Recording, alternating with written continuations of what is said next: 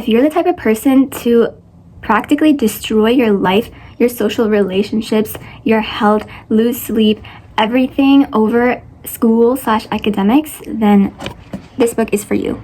It's truly for all the academic burnouts that are out there. I'm Not Jessica Chen by Anne Leong. If you're actually like that, this is therapeutic. It's a therapeutic thing to read, and I promise you it'll really make you, I think it really does a good job of putting you in check. If you watch the movie Whiplash, the main character, he's like a drummer in this really prestigious art school, and there's this one scene where he gets into this accident, like this huge accident, and he's like bleeding and everything, and he still goes to his like the show that he was supposed to be playing in, even though he's like so dizzy and bleeding, like he needs to go to the hospital, but he still goes to his band because that's how much he's so he's so dedicated to what he does, that, and he wants to be the best. Like, he's proving that he's the best and nothing else matters to him. If that's you but with school, then this is the book to read. Truthfully, I picked up this book because I was bored in class and I wanted the time to go faster. And I have the Libby app downloaded on my iPad, and it's a free app. All you have to do is put in like your library card information, and it'll give you all the audiobooks and ebooks that your library catalog has. Usually it's more than what your library has because it's like ebooks and stuff. Like, it doesn't cost as much, I'm pretty sure. So get the Libby app if you don't have it. It's very useful.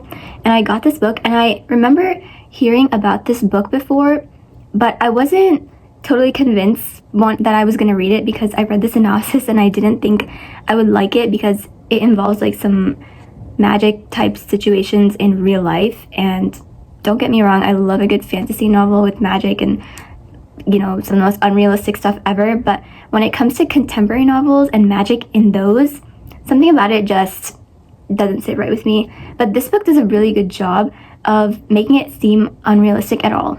It was basically a Freaky Friday situation that happens, but like not totally, because like one person switches into someone else's body, but that person is like nowhere to be found, like the actual owner of the body. And just read it. So we follow the main character, Jenna Chen, not to be confused with her cousin who's literally that girl, Jessica Chen. And ultimately, I believe that this is just a journey of her finding self-love, because a lot of her insecurities are academic based.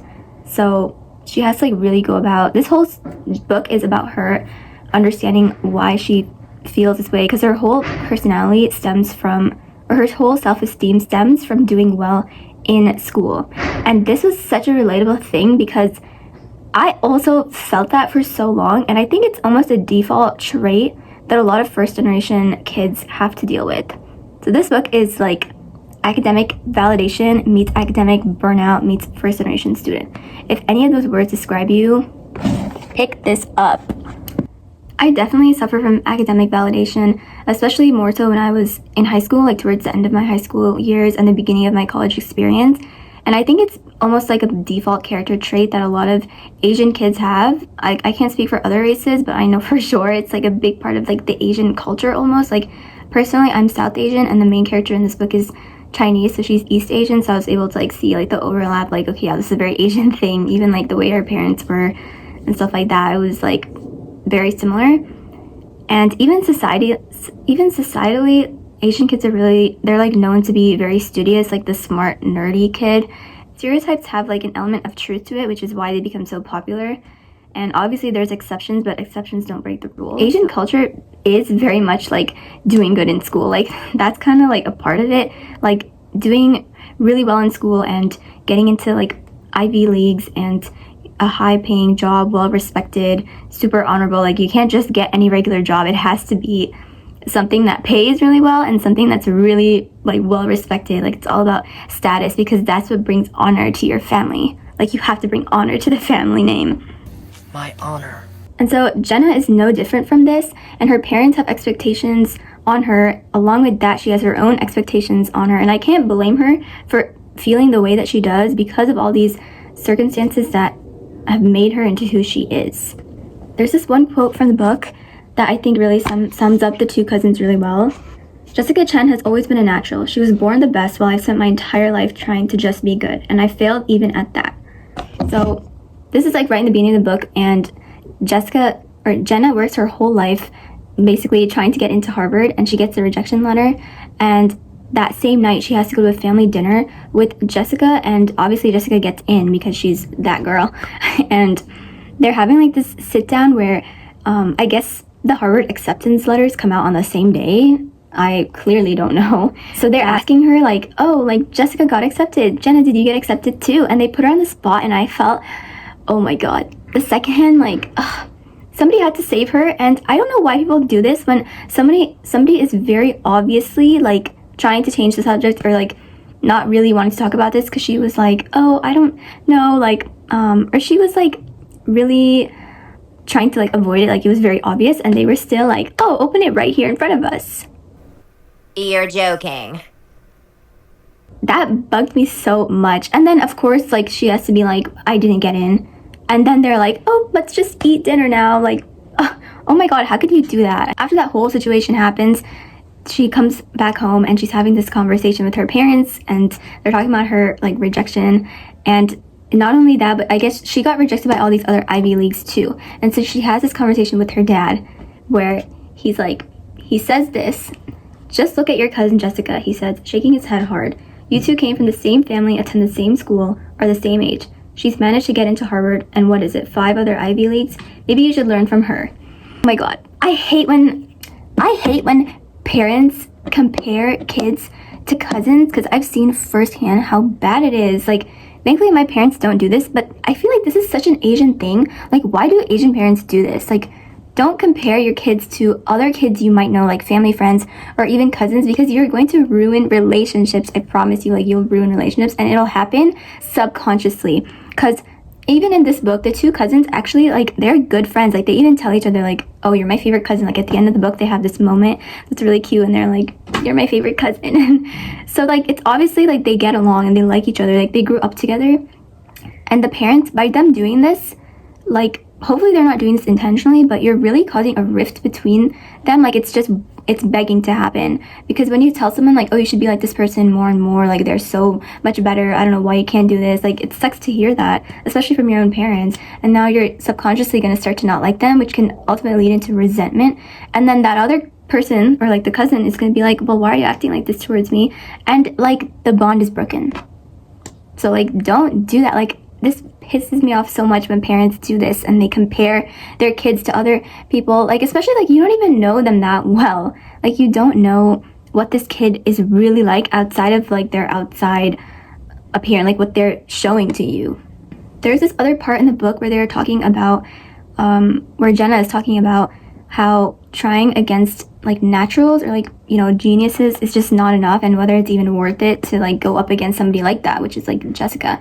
And I tried so hard to find the quote in the book. I don't know why. I thought I bookmarked it, but I couldn't find it at all. Like, I literally looked, and for the life of me I can't find it. But I thought it was an interesting conversation to have. Like, is it really worth it to try against somebody who's just born naturally talented? Like, they gave this example in the book of somebody who's a really good songwriter. Like, they just wake up one day and they're like, or not just they just wake up, but like their whole life, ever since they were like 6 or something, like they've always been good at writing songs and they become so famous and stuff like that, versus somebody who really is passionate for it, but they just are not as good. Like, is it worth it to pursue something like that, or just try to find something else because you're up against, like, the competition is like somebody who's a prodigy? So is it worth it to still pursue something like that if you're really passionate about it? Jenna suffers from a really extreme form of academic validation, which I believe was the best course to write this book from, because even if somebody, like, personally, I was not as insane as Jenna, and still I was able to like see myself, and I was able to see a lot of my own thought processes in her internal monologue, and like the decisions she made, the feelings she felt, and the way her self-esteem was affected. Like, she was really going through it, but I think it was also a culmination of like her parents like they gave up so much. Like, and this is also another thing that a lot of first generation student or like kids have to go through, because their parents give up so much for them to have a better life.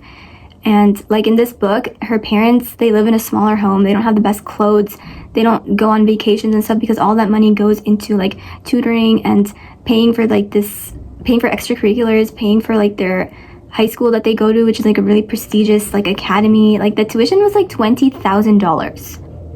Huh? Is it ever that serious? Like, that alone, I was able to understand why Jenna was so, like, she was crashing out when she's getting, like, 80s or something on her exam. And I get it, because your parents are paying that much money. Like, of course you feel bad. There's this quote in the book where she's talking about how she almost owes it to her parents. And as a first-generation kid myself, like, I was like, yeah, this is so true. Like, nobody can really tell you, oh, you shouldn't feel that way, because you kind of have to. So she's like talking about how she really owes it to her parents in this quote. That's the one thing I've worked for my entire life, to be someone who matters. That's why my parents moved to this country. That's my purpose. If I can't do it, then what's the point of anything? What's the point of me? What possible value could I provide? Speak on it. This alone is why I really enjoy meeting other people who are also first generation students, because this is like such a universal feeling. Like, I can't explain it, but this, like, Jenna, like, this whole time I was reading this book, I just wanted to, like, give her a hug and, like, be her friend. Like, I would get along with her so well. I like how in the book, after she basically becomes Jessica Chen, like, she switches bodies with her after making this wish. Yeah, like, very Freaky Friday. And she's now Jessica Chen, but she goes to school the next day and is expecting her to see herself walk in, and that girl is going to be the real Jessica Chen. But that doesn't happen, so it's kind of, that's why I said it's like a 50% Freaky Friday. But this was done on purpose because it really made her confront, like, wait, I don't even exist anymore. Like, am I okay with that or no? But while she was kind of dealing with that, she was also now having to be Jessica Chen, where she's constantly staying on top, being like, she was basically competing with herself, because that's kind of what, like, people who are at the top have to do. Like, they have to break their own records, and if you make even one mistake, it's like so shocking. For example, she's taking physics, which is a class that Jenna herself has never taken, so obviously she is not going to remember how to do certain questions, and the teacher calls on her to answer this one question and she gets it wrong. The teacher and everyone just looked at her, and then after class her teacher was like, are you doing okay? Like, are you feeling sick? Is everything okay at home? Like, just because she got one question wrong. And that, like, was crazy to me. So, and then when she would come home, she would read Jessica, like, the real Jessica's journal, and she was basically talking about how she's one slip away, like, she can't even make one mistake, and how hard it is to be perfect. So that was, like, really exhausting. Like, I don't think I've always kind of been like, it would be so nice to just be amazing at this, and I didn't even have to try. But then I would have to deal with this other thing, you know, like, where you're always having to, like, do the best at it. Like, I can't even imagine how hard that is. So towards the end of the book, she's really having to confront whether or not, like, because, you know, the whole thing is like, oh, if you ever switch bodies with somebody, which I don't believe this would ever happen, but, like, I think we all should know by now, if you ever make a wish on something and it comes true, just wait for that same exact thing to happen, and you really just have to feel it. Like, that's literally it. Like, we've all watched the movies. Like, come on now, we know it. And she's basically she gets into this big argument with one of her best friends of how she really doesn't want to be herself because she hates herself. That was the whole thing. And I felt so, like, I felt so sad for her. Like, I can't even explain it, because I know how she feels. I don't think I've ever felt it to that extreme sense, but I think everyone has had their days, but she's, like, been like that for years. And I think because of that mentality of following this, like, blueprint almost of, like, do really well in school, get into this college, get into this program, and then you'll get this job. It's like you have this life almost that's set out for you, and as long as you can do all that, then you'll end up good, and, you know, you won't disappoint your parents, which I think is what Jenna is trying to do, because she sees her cousin and she's like, okay, as long as I do everything that Jessica is doing, I'll also end up really good. And she takes it a little, like, I think she takes it very seriously, because she wants to be the best too. Like, and she talks about in the book how she's not even second best, and that, like, it really bothers her. And I'm like, yeah, like, I don't know what to say to that, because it's true. Like, what can you do? And so I think because she's always pushing herself to be just like Jessica, she's always falling short, because, again, like, how can you compete with somebody who's a natural? Like, Jessica is some type of prodigy. Like, that's really hard. And she sets herself to such high standards that she loses sight of how much of an amazing person she herself is, which is what one of her best friends really has to remind her, like, but you're so amazing, like, how can you not see this? You just see the skewed version of yourself. And she really is, like, Jenna's actually a really good student. She has a great family. Like, her parents are really, they don't have that, like, a cliche storyline of, like, oh, my parents don't understand me, like there's this generational communication gap, like I can't talk to them about anything. Like she has a really good family, she has a good best friend, she has romantic prospects, like I don't know what she's complaining about, especially because the guy she liked was so, like, how are you meeting somebody like that in high school? Like, give me your game card. But she has all this stuff, and so her best friend is like, you can't even see this. And it's true, like when she was having that whole scene with Aaron and she was like, I would give anything to be like you, and he was like, well, I would give anything to be like you, and she just couldn't understand. I was like, you're talking to somebody who's like, one of their parents passed away, like read the room. Like, and I knew this was going to come up because he was like, well, you have two parents who love you, like, of course, why would I not want that? Like, I don't have that. And so, I mean, maybe it's just because she's like 17, and I think that just really shows the extent of how much her own biases and her own prejudice against herself is really clouding her judgment. Because then when she hears that, she's like, oh, that was very tone deaf of her to say. And so the biggest takeaways that I got from this book was, don't base your entire personality and your self-esteem on academics or things that you can put on a college application / resume, because you'll never be happy. And they really explore this part in the book where they're talking about how Jenna always wants something, and once she has it, she's like over it. Like, she's happy, but then she's not obsessed with it anymore because she has it, and she moves on to the next thing that she really wants, and then she's like, oh, I hate that I don't have this. But now that, and then when she gets it, she's like happy for a bit, and then she moves on.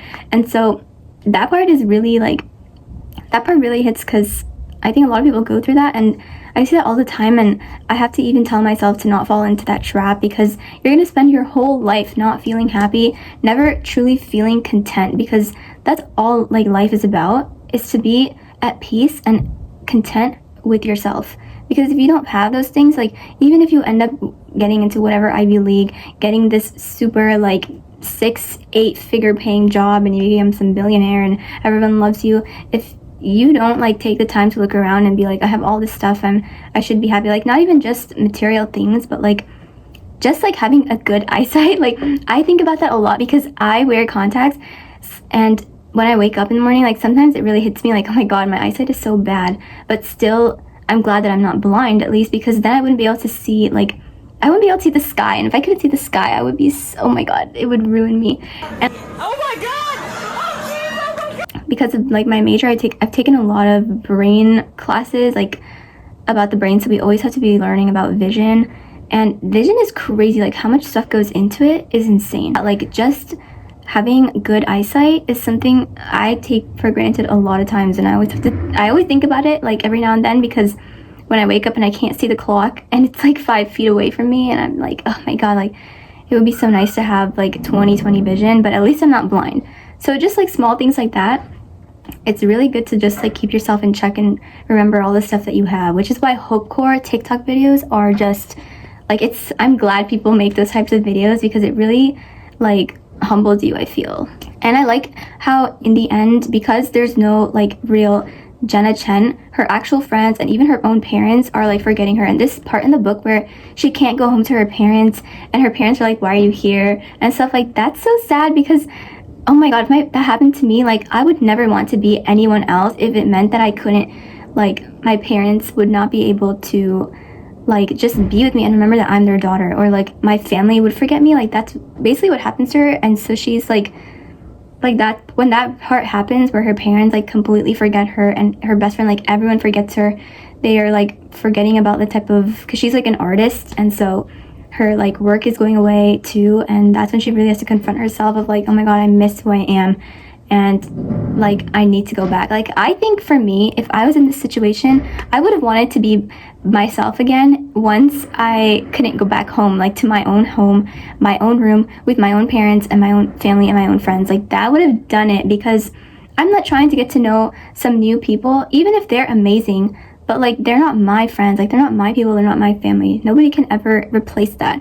And so I mean, I get the whole point of the book was for her to like go through this process to really appreciate herself and love herself, but me personally, that would have done it for me. The next day I would have been like, the day that I couldn't, like my mom would not know who I am, I would have like, right after that I would have been like, please make me back to myself again. This is it. Cut the show. This book really just spoke to me and reminded me, like, it kind of made me feel sad for myself too, because I used to take, like, I still take school really seriously, but I used to take it super seriously, especially the beginning of my college years, and to the point where I would be like so stressed out, and I would be like physiologically like affected by it because of school. And other people, like my family, like, they would tell me like, you need to like calm down, like you need to just like take a breather. And you know, before like mental health awareness and stuff, people always really talked about like how much stress can really impact you, and I never truly believed it until it really happened to myself. And so I've been through that whole journey, and I'm glad that I went through that, like putting academics above like even my own health. But I'm glad that all that happened, because it made me realize how important it is to not do that, and to like have to be more well balanced and understand that if I get like a B on an exam, it's not the end of the world. Like that's and it sounds so stupid, because to other people it would be like, why were you crashing out over that? But that Jenna is just like that, and that's why I really like her. And this book is a 5-star book. Like, please read this book if you have academic validation issues.